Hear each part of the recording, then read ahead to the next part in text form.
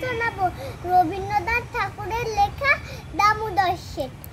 অল্পেতে খুশি হবে দামোদর শেঠ কি, মুরগির মোয়া চাই, চাই ভাজা ভেটকি।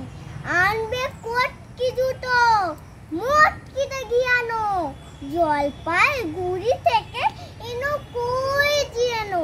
চাটনিতে পাওয়া যাবে বোয়ালের পেটকি। চিটে বাজানের থেকে এনো তো গরম চা। কাঁকড়ার ডিম চাই, চাই যে গরম চা। না হয় খরচা হবে, মাথা হবে হেঁটকি।